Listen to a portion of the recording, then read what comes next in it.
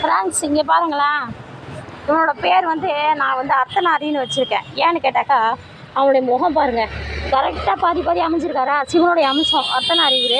இவர் ஆக்சுவலி நான் சிக்கன் வாங்க போன இடத்துல சிக்கன் கடைக்கிட்ட தான் இருந்தார். நான் அப்படியே வாடா தம்பி வாடா தம்பி வாடா தம்பின்னு கூப்பிட்டு வருவோம். அவர் கூட வந்துட்டாரா. கூட வந்ததுக்கப்புறம் பார்த்தீங்கன்னா இங்கே 2-3 பொட்டனா இங்கே இருக்குது. உடனே துரை இங்கே செட்டில் ஆகிட்டார். என்னோடய லவ்வில் தாங்காத ஏதோ இங்கே செட்டில் ஆகிட்டார் இவர். அதனால் இவனுக்கு பேர் வந்து அர்த்தநாரின்னு வச்சுருக்கேன். அர்த்தநாரின்னு கூப்பிட்டோம்னா அவன் அழகாக திரும்பி பார்ப்பான். ஃப்ரெண்ட்ஸ் எல்லாருமே இப்போ இதுக்கு பேர் அர்த்தநாரியா? இங்கே பாருங்கள், கடவுள் சிவன் சக்தி சிவன் சக்தி சிவன் சக்தி அழகாக இருக்கானா? இவனுக்கு பேர் அர்த்தநாரின்னு வச்சுருக்கேன்.